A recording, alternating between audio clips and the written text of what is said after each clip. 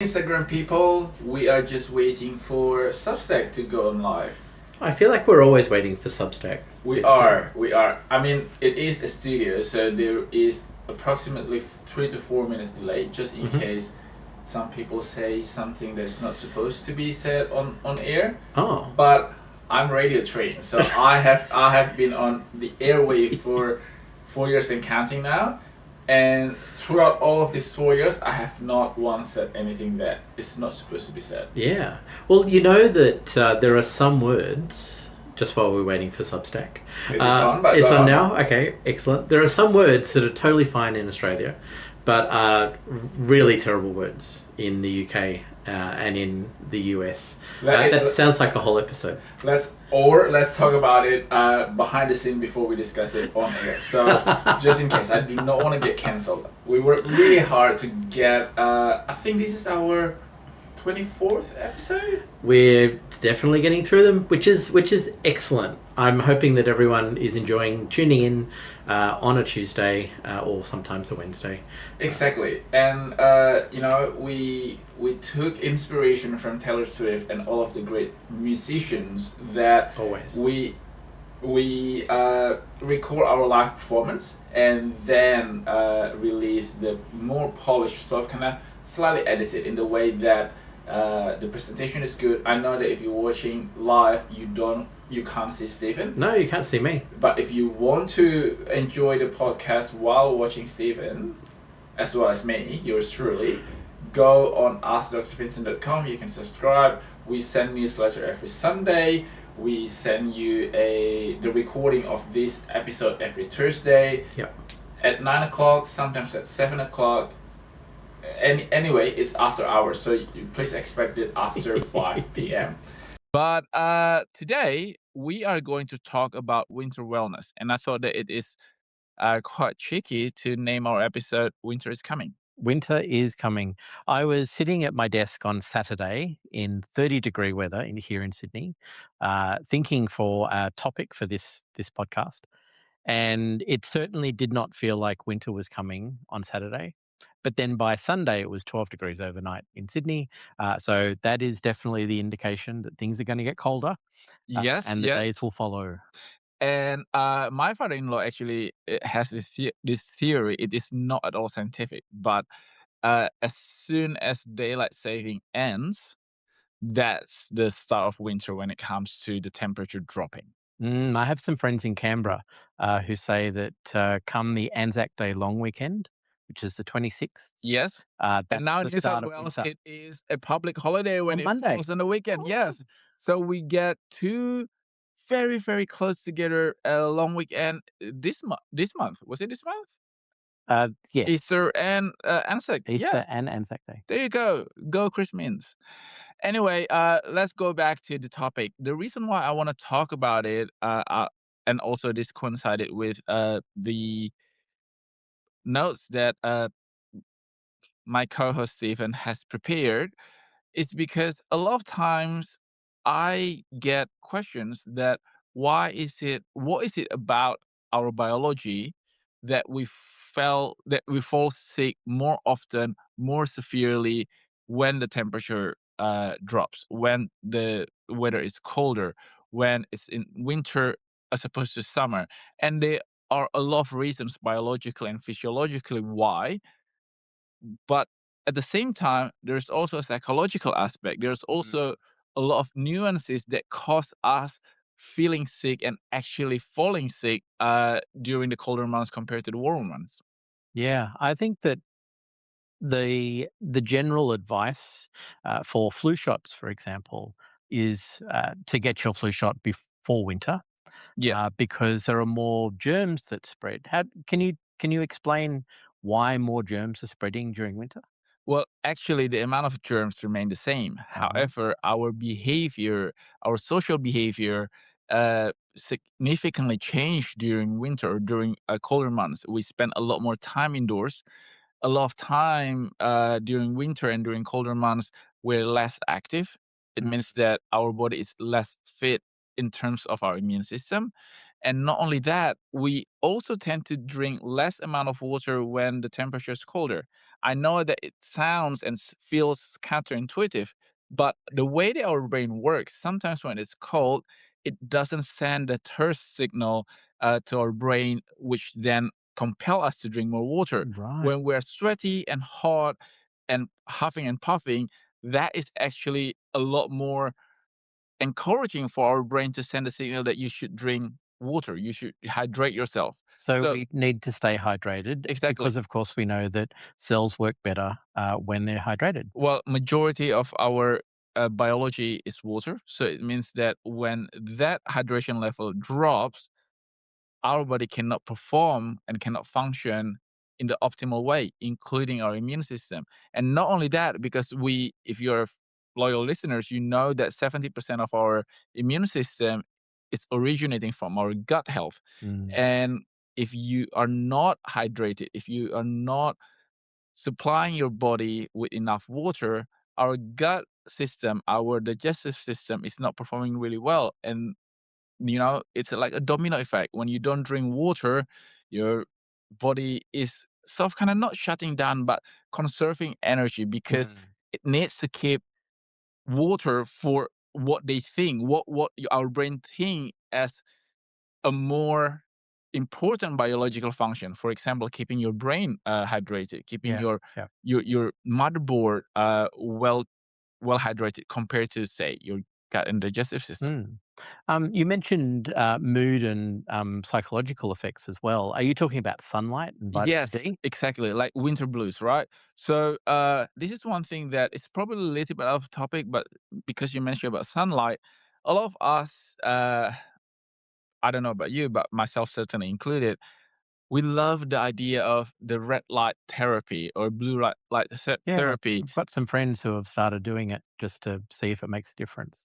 Well, at the mitochondrial level, so the idea of how this technology works is that it encourages our cells at the mitochondrial level, which is our cell's powerhouse, to perform electron transfer a lot more aggressively and a lot more efficiently. Mm.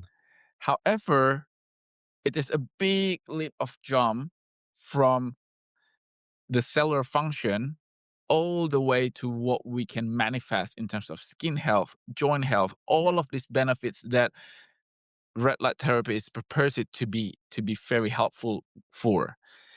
But if we take the principle of how it encourages cells to be more active, more functioning, Yeah. did you know that our body works exactly the same way when we're exposed to sunlight? And I'm not talking about sunbathing. I'm not talking about getting a tan under really, really intense UV light. Mm. I'm talking about early in the morning, late at night. That sunlight activates our cells to be more active, to be more functional. And in turn, that helps everything, including our immune system. Mm. And you're right to warn our listeners about sunbathing.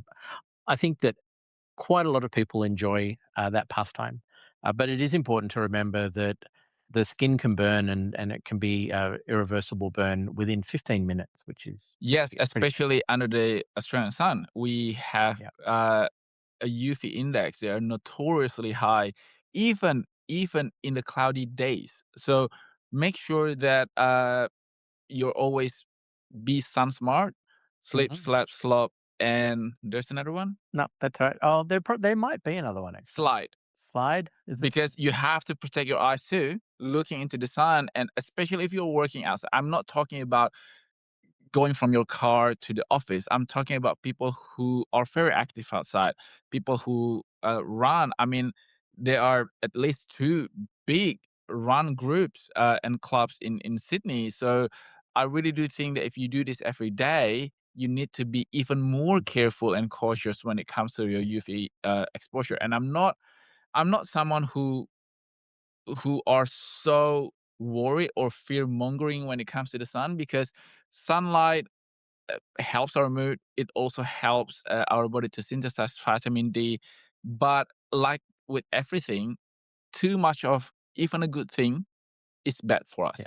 So beginning of the day, end of the day, Yes. check your UV indexes, and while it might be really lovely sitting outside, maybe under a tree Or rather or than or in front of a big window. Filtered sunlight is Yeah, probably the best form of us enjoying and reaping the benefit from our solar system. fantastic. While sipping a drink. Yes. In the morning, hopefully it's not margarita, but if it's, at the end of the day, It sounds somebody asked me the other day, Stephen, Dr. Vincent, do you drink? And sometimes when someone asks you something, right, and then you were like, the honest answer might not be too politically correct because the honest answer that I was mm. going to say would be, of course, I'm running a small business. Of course, I drink. But of course, I said it no in moderation. And in all fairness, I do Yeah. drink in moderation. I don't drink to get drunk. Uh, Not anymore. Mm. I don't need alcoholic beverages to be socially Mhm. active or to enjoy myself and to have a good time. You didn't I have a shot of whiskey before the podcast? No. Well, first of all, it wouldn't be whiskey, but that's not the matter. The fact of the matter of the fact, the fact of the matter, one of those is that I do believe that the reason why I want to mention this is because there was a research that had just been published, and the author of this paper claimed that there is no amount of alcohol that is healthy. Mm. So that French paradox that says that a glass of red wine every day helps Yeah, your yeah. cardiovascular health and everything. And I have to say that I'm a little bit skeptical because even in the past, both Western and Eastern herbal medicine, they're all in the form of tincture, Mm. which is an alcoholic extract of herbs, right? So I probably would want to see a lot more evidence when it comes to the impact of alcohol or moderate intake of alcohol to Mm. our health. Yeah, definitely. And there are so many factors in there, your body weight, what you have in your stomach, That's correct. uh, And the some frequency some blood types as well react differently to alcohol. and some ethnicities, because I know that a lot of my people, Asian people, cannot handle alcohol. Mm, By what I meant by cannot handle alcohol is that there is this enzyme, the alcohol dehydrogenase, I think that's the name of the enzyme in our system that helps to break down alcohol into, water and carbon dioxide and everything, and then your body will then process and digest and metabolize it. The absence of this specific enzyme in certain ethnicities, majority of these cases are found in people of Asian descent or ethnicities, cause things like Asian flush. Have you ever mm. heard about that? I have, and in fact, apparently there is a tablet that you can take now to avoid Asian flush. I I don't I haven't looked into it any more than that. So there are tablets, there are also patches, and they all of these things have one thing in common. They do not work. They're really good with their marketing though. I truly believe that when you are being confronted or when you are facing something, you can always learn. Sometimes you're learning from their success.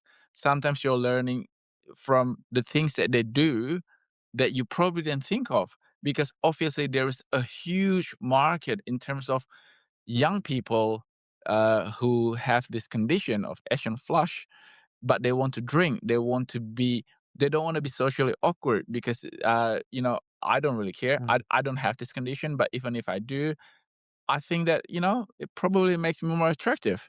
But it's really really smart to capitalize on this opportunity. But at the same time, I also believe that everything, including things that comes with vanity, needs to be at least grounded in science, and I Yeah, don't believe in this. yeah. Let's get back to, the winter activities. I put in the newsletter, that I don't like the wind, which is very much a thing, for me. So, in Sydney, for example, there is a little bit less wind over winter. And so I'm much more likely to Not on be Sunday. not on this past Sunday, but I'm much more likely to be out on my bike, because I quite like bike riding, and bike riding without wind is good. The other thing that I really love to do in winter is, night diving, scuba diving. Yes, this is one thing that I am very fascinated. I snorkel, and I always believe that the scuba diver people, are at the higher tier of water activity because it actually, I don't know why I'm even speaking about this because you should be, but the way that I think about scuba diving, it has a lot of elements that are very much humbling to our human biology. Mm, You have to make decisions, quick decisions and calculation when it comes to descending, ascending, making sure that you're across all of the metrics from the monitor on your wrist, making sure mhm. that you're aware of your environment, your spatial awareness needs to be Yep. really good. You And need to it, think in 3D. yes, and if you're diving with someone, hopefully you do, You should. Yes. you need to be able to communicate in the way that, because you can't dive and talk. Mm. You can dive at hand signal, and there are whole YouTube channels dedicated to the hand signals that people have come up with scuba diving. Um, Is it a universal signal? uh, Like, there definitely are. There's universal signals for sharks, for example. "Oh, show us." Oh, okay, well, of course. I well, you really have to tune in on Thursday because, you know yep, What's that one? Yeah, that's that's from a toddler song. yeah, exactly. Wow. So But I wanted to come back to the things that you need to focus on. And I really love scuba diving, so I could talk for hours about it. But the thing that it really helps me with is focus. And you're right that you need to be aware of your surroundings. You're right that you need to be aware of the things that are allowing you to breathe. But some of the best scuba divers that I've ever met, one of the things that I see that they've learnt to do is slow down, and that is so important. I think it's really important for you to have an enjoyable dive. But when you think about it, there are a lot of activities that you can do: yoga, Pilates, other other activities like that that make you focus on breath. And scuba diving is one of those.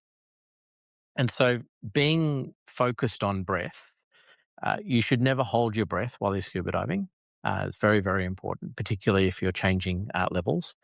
Uh, but being aware of your environment is really important, and it's an exciting way to see things that you can't see any other way.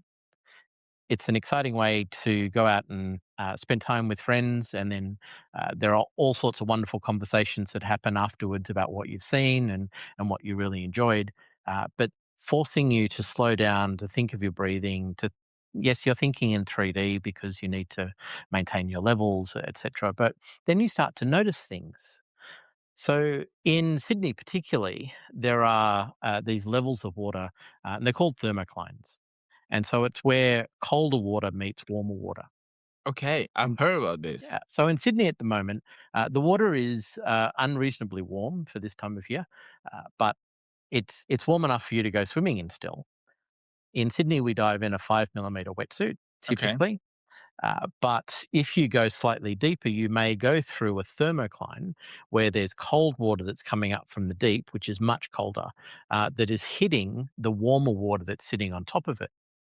And when you go through that thermocline, you really, if you're paying attention, you really notice because you go from water that might be 18 or 19 or 20 degrees into water that might be 12 or 13 degrees. And I can tell you that makes a big difference. Well, the closest experience that I can relate when it comes to what you just described is that when you accidentally knock over the tap and then in the shower, and then it went from like really It's hot to quite like like really that. cold. Yes, Yeah. exactly.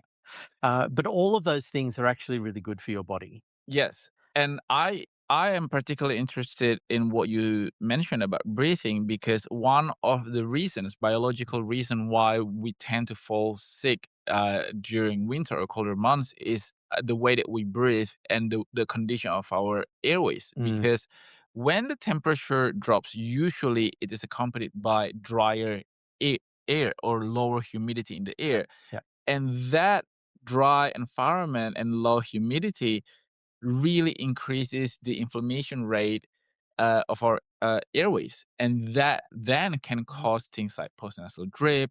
If people have certain types of allergy, that makes them a lot more sensitive towards Mhm. allergens, and that can cause a much deeper and complex, breathing problem or immunity problem when it comes to chest infection, for example, or couple that when you have dehydration or mixing around in a close environment and then close proximity with people, because people tend to stay Mm. indoors Yeah, during winter. You're exchanging a lot of things, you are. including viruses and bacteria. The humidity thing is quite fascinating as well, and you've just made me think of an Australian face mask manufacturer who explains, and according to them, I haven't looked it up. I probably should have fact checked it before talking about it. But the humidity that typically they maintain on aircraft, so when you're flying, is quite It's low. very low, yes. And so that actually makes sense that if there is someone in the cabin that's got a cough and they're quite close to you, because the humidity is low, you're potentially more susceptible. In theory, yes, but the amount of effort that goes into filtering the air in the Right. aircraft is actually really quite amazing. I Okay. mean, no offense, but Mhm. you're old enough to think or to remember. Sorry, you're old enough to remember when you could still, smoke You could. I in remember in the smoking on aircraft. planes. That's right. Yeah, and then, I remember this when I was really little, and, I remember watching the safety guide, the safety video, and they said that, "During the emergency landing, make sure you You extinguish your put out your you put cigarette. out your Yeah. cigarette." I was like, and my younger siblings were like, "What?" Anyway, so the reason why I brought that up is because the HEPA filter in the aircraft, in the cabin, was actually really, really powerful. To the point where, now that a lot more, investigation and studies being done on policies during the pandemic, during COVID-19 time, Mm. actually show us that, flying or traveling in the aircraft, during that time was actually really quite safe because of this powerful Because of filtration the system. filtration system. Yeah. I understand that on a lot of aircraft, every 4 seats, I think, gets its own filter. So that's pretty much, yeah, as good as you're gonna get, I guess. Yes, but the dryness does have negative impact on our immune system, but not so much in that way. Okay. So So everyone can keep flying. everyone can keep flying, Yep. uh, a- and also pay attention to your skin hydration and or moisture level. A lot of us Mm. don't think our skin as something that has anything to do with our immune system. A lot of us only think about our skin when it comes to vanity, myself included. However, uh, when you look much deeper into our biological system, our skin really is the first line of defense when it comes to our immune system. Mm. We touch things, we get in contact with stuff. That our pores, our skin is very susceptible towards being in touch with viruses, bacteria, pathogens, and the level of humidity and moisture in our skin determines how resilient our skin as a barrier can Okay. be. So when it's cracked and dry, not only it is not very good visually, it also makes it a lot more brittle when it comes to protecting us from pathogenic exposure. Fascinating, fascinating. I guess the skin is our largest organ, It is our so largest we should organ. treat it like that. We should treat it like that. And I am actually really interested to see how the health and wellness industry take on skin in the future, because Mm. more and more now we have seen the rise of functional skincares. People talk a lot more about the healthy barrier, maintaining a balanced pH on our skin. It's no longer just about looking, flawless or anti-aging Mm. or glowing. There's a lot more information and education and interest from customers and consumers when it comes to maintaining a healthy skin, because Yeah. we we talk a lot about our body, and like you said, skin is our largest organ. I think this is probably one of a very, very visceral example that prevention is the best form of treatment, because uh, there was one video circulating online. You can look it up. Not now. You can look it up after that. It shows it it is a time lapse, or maybe it is an AI generated, but basically it shows the difference between people who are wearing sunscreen or are being sun smart compared to people who are exposed to high index of UV exposure. Mm. So it really does make a lot of difference on your skin. Maybe not today, maybe not tomorrow, but if you are lucky to live to like 80, 100 years old, over time, it does make a lot of difference whether or not you are looking the best you can with skin that's functioning at its optimally when you are looking after it versus if you don't really care about it. Yeah. So, Vincent, what are your recommendations for keeping active during During winter winter, and during cold times? people always say that this summer bodies are built in winter. Hmm.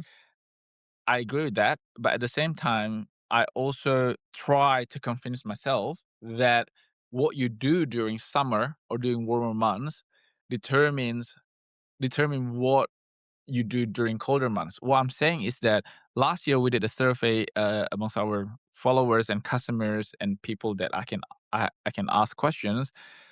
The number of steps that you take on average per day during colder months Mm. are actually 33% lower compared to the average amount of steps that you take daily on warmer months. So if we just accept that we will be less active during the colder months, and we start off being a lot more active during the warmer months, even when we have that decline in activity, we're still within a healthy, you know, uh, activity level Range, yeah. range. And I do believe in this because our brain is so easily manipulated, including by us, by ourselves. So if we try to be really, really active, try to hit that 10,000 steps every day, maybe we will only hit 7,000 or 6,000 during the winter months, Mm. and that's fine. But if you start off with 6,000, come July, you'll be at 4,000. So Yeah. I do believe that what you do, what you convince yourself to do in terms of what you, routine, including your diet, including your water intake, really helps your body to brace for winter. Because we just have to we just have to accept it. During Mm. winter, we're less active. We spend a lot more time indoors. We're probably um, we're probably eating things that are heavier, because there's a reason Yeah. why they call it comfort food, because we're eating for our body physically, but at the same time, it also nourishes us mentally. So I think it is very important to listen to our body and to work with our body instead of against it. Mm. Are there Yeah. things that you do during winter that you wish to change, or or how you've changed a habit during winter that you can share with us? Yeah, look, I think that there are lots of opportunities for us these days to make use of indoor gyms, of course, and maybe we go to the gym during summer as well. Of course, sometimes gyms are a little bit hot to go to summer during summer, so a lot of people move their activities outside. So it might be time almost to move some of those activities back inside. But also, there are a bunch of sports which are really focused on indoor play. Uh, I think pickleball is outdoor, racquetball is indoor. I think it's the other way around. Maybe it's the other way The around. other way around. But this is something that, if you're up to it, we should start pickleball, because um, I have to say that the very first time I knew about pickleball was when Matthew Perry passed Mhm. away after a pickleball practice or something, and I don't know why. I didn't know about Yeah. pickleball before, and then, this piece of information just got Mm. stuck in my head. But since then, I kept wanting to, like, I wanna start pickleball, but unfortunately, there are only 24 hours, in a day, and I have to sleep as well on top of doing all of this, and, that is a good segue to talk about sleep Excellent. I was gonna bring up sleep as well. because it is the cornerstone of our health. It is very important for our body to be able to reset, Mm. and recuperate, and the absence of sleep alone can actually cause our immune system to be less resilient. Yeah. We are less able to make good decisions. So when it comes to our diet, our hydration level, our movement, our spatial awareness, people who don't sleep very well tend to have a fall and accident a Mm. lot more often and frequent compared to people with a good night's sleep. Yeah. So there are a lot of things that go into a good sleep. And just like summer and winter, that whatever that you do in the summer determine what how you will be active or non-active during winter. I believe that what we do during the day when we're awake determine how good of a sleep that we have during the night. Yeah. Yeah. I For me personally, I like a little bit of a cooler room. I'm really enjoying the colder nights at the moment, because I like being under a blanket. Have It what do you just feels so snuggly, right? Like exactly. I do not mind a cold room as long as I have Mm. sufficient padding. Mm. I like really thick Duna, Yep. really, insulated, because I have to say that biologically our body needs to cool down so that it can sleep. It can rest. That is just Mm. scientific fact. However, I do know that some people sleep hot and some people sleep cool. Yeah. And I have to say that I agree with you. I do not mind the room being cold, cool or cold, maybe cold, as long as I'm well insulated. Yeah, definitely. I tend to regulate, when I'm sleeping, at least, through my feet, which So are you one is of those also quite people who odd. like a lizard and put the feet outside My of feet will Duna? be outside the doona. That's right. Even when it's really cold, if I get too hot because I'm under a doona or a blanket that's too hot, my feet will go out first. Wow. Does that also mean that because some people actually sleep with socks on? Yeah, I can't sleep with socks on. That's not me. Well, that would go against your thermoregulating Exactly. regulation, right? It's exactly right. But yeah, sleep is really important. And I don't know, do you find that you sleep better during winter or during summer? It's a good question. I think I think it depends a bit on the amount of activity, and so it comes back to your comment around being hydrated and prepared to sleep. I think that for me anyway, if I go on a run in the evening, and I tend to exercise more in the afternoon, evening. If I do that and then I have a meal, I need a couple of A hours bit longer before time to there's a longer settle time to to s set. to settle. Exactly. Are you one of those people who get affected by daylight savings? I quite like daylight savings. I'm not as impacted by the amount of light as some other people. It's actually a thing in the UK, for example. Yes, So winter blues. during the winter months, when the sun sets at 3 o'clock in the afternoon, Yeah, that's hard. it really. I mean, every time I visit London, which tends to be their summer, right? I always said, "I Mm. can live here. I could live here." And then everybody would like, "Yeah, no, no." The first time I visited London, it was over Christmas, Well, and that's different though, with all the lights and festivity. that was the only thing that made it fun. Again, that's probably why they drink. Don't come at me. I'm not generalizing. I'm just saying that, um, Mm. that's a joke. Sorry. I'm not gonna dig a deeper hole for myself. The other thing that I'm also thinking when it comes to winter wellness is that I feel that when we are prepared, when we just accept the fact that we eventually probably will get sick because of all of the factors that we have discussed before. Yeah. Do you think that subconsciously we are preparing our body as well as our psychological, you know, space to pay more attention to our health? And therefore, people who are generally active and healthy will largely remain healthy and active during winter. Mm. And I absolutely, definitely agree with that. I am one of those people that I try not to take any drugs. I try to eat naturally. I'd prefer not to do anything that is chemical. I don't get sick that often, but I've just gone to get my flu shot. Well, um, uh, flu shot. I believe in flu shot. mm, I know that a lot of people, some people don't. yep. Not because of the vaccine thing. It's No. just because uh, uh, they don't believe in flu shots.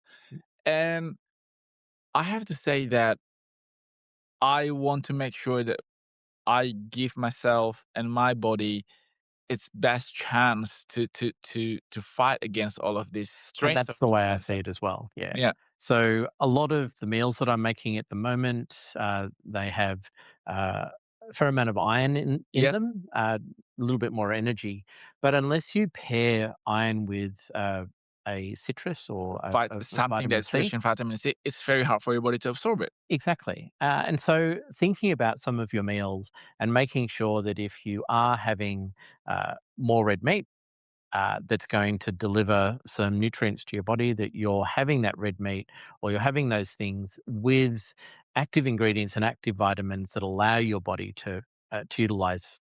I'm thinking for this week's newsletter, we need to do some citrusy salad dressing recipe. Yeah, definitely. Yeah, yeah. There are so many of them. And we're so lucky in Australia that we have access to so many different types of citrus as well. Including yuzu, which I just discovered a few weeks ago and it changed my life. Change your life. Yes. And for some reason, and this is excuse my ignorance, for some reason, for the longest time, I thought yuzu was a type of pear. Obviously, I was Okay. wrong.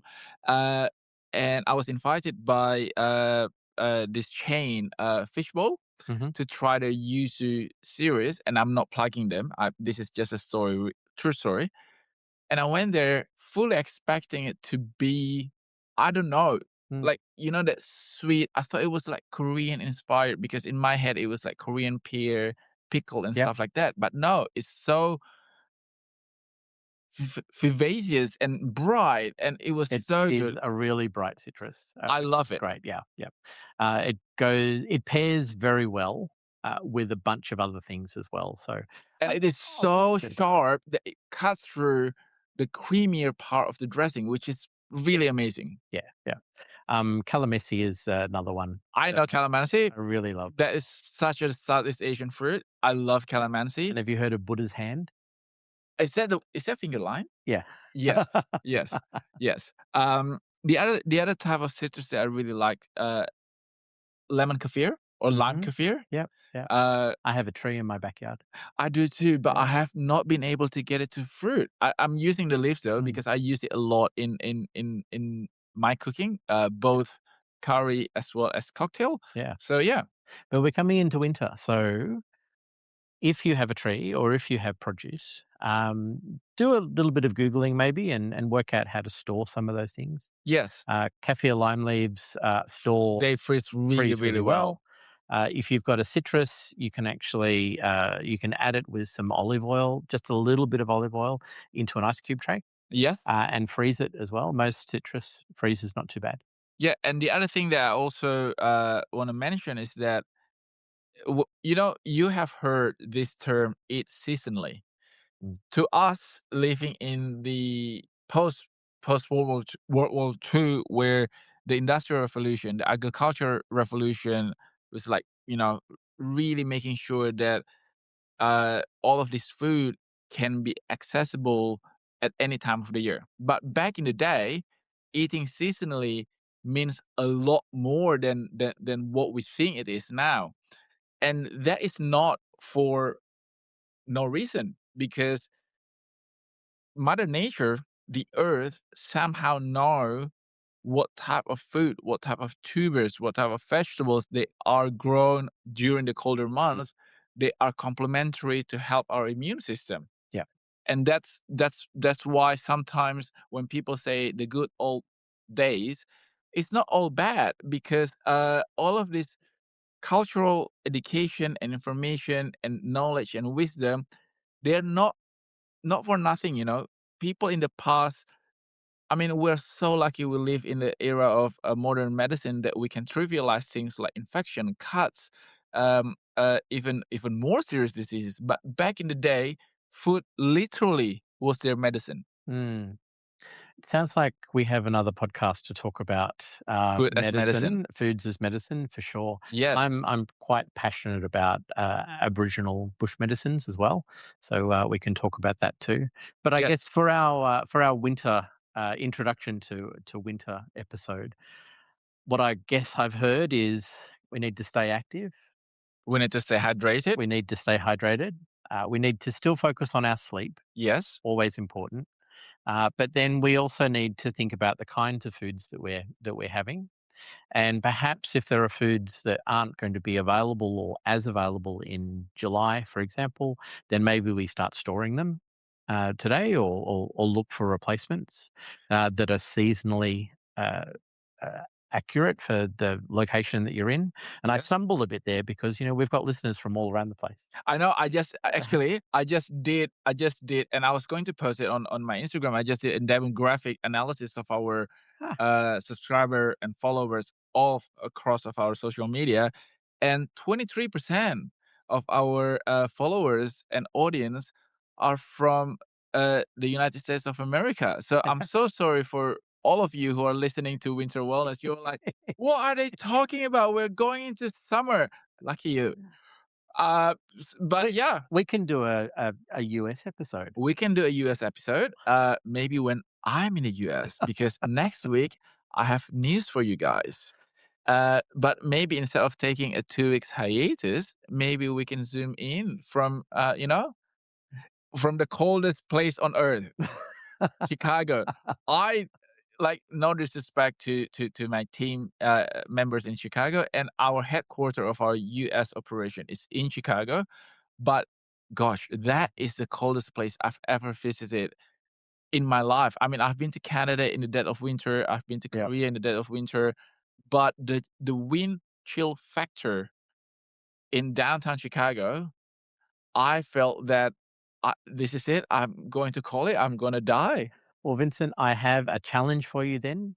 When you're in Chicago, you need to ask the locals what they do over their winters to stay warm, stay hydrated, keep moving. You might discover pickleball over there as well. So my co-founder for my American brand, Vincent, his name is Charlie. I've spoken and talked about him before. So he, like me, he is a big walker. So he walk everywhere, which actually means a lot more in America because American cities are not built for Some walking. of them don't have sidewalks. They don't. It's Some of crazy. you're right, Yeah. but he is a big walker, and he always said to me that if you dress properly and right, Mm. you shouldn't complain. Look, this is and this will be my last comment because we're getting to the end of the podcast here. But one of the things while looking at how other cultures deal with the coldness and weather is actually through layers. So instead of Yes, having one really super warm coat, you layer your clothing, which allows you to regulate, which makes I was complete about to sense. say, yes, it makes complete sense, and it is so interesting that our ancestors from many millennia ago know how to do that, and I really do think that we should have an episode not only on the food as medicine, but we should have like a throwback episode as to how, because isn't it so fascinating that throughout human history, throughout Mm. evolution, somehow Homo sapiens, which is us human, modern human, made it. But our genetical cousin, Neanderthal, for example, didn't Yeah. make it. Yeah. Well, and Neanderthal were actually really quite successful in winter environments Yes, or colder environments. exactly. And I mean, through popular culture and a fictional account of Neanderthal, we associate this race of Hominids. human Yep. as dumb and stupid. But just because they didn't make it doesn't mean that they are stupid. I don't know. No. I don't know the answer to that. I probably need to do a little bit more reading. And Hmm. but we this is something. Evolution is something that I'm always very intrigued and interested in. Yeah, definitely. Well, on that note, I want to say that stay well this winter. I really do think that we need to arm our body and our system with everything that we can do to make sure that we have a healthy and happy winter. Because the last thing you want is, being sick when it's cold, because it just is not something that you want to feel during winter. Exactly. Stay safe on the slopes if you're a skier as well. Don't go nuts. The older that you get, the harder it is for you to fall. Remember that? That is correct, and the harder for the bone to heal. So, make sure that you look after yourself. Be sensible. Be cautious. You don't have to be scared and worried, but it pays to be more cautious and to be more well informed, and also to be more understanding and accepting to what your body can do. And this goes not only for skiing. This goes for winter activities, sports, running, sleeping, Scuba diving. scuba diving, and the list goes on. Thank you so much, people who. Oh, hi. Thank you so much for saying hello from Instagram. Sorry, I totally missed that. We will answer that question on our newsletter. Make sure that you read our newsletter. Go to askdrvincent.com and subscribe. It's free. Thank you so much. Thank you, Stephen. Thank you very much, Vincent. I will see you next week. Next Bye week bye. it is. Bye.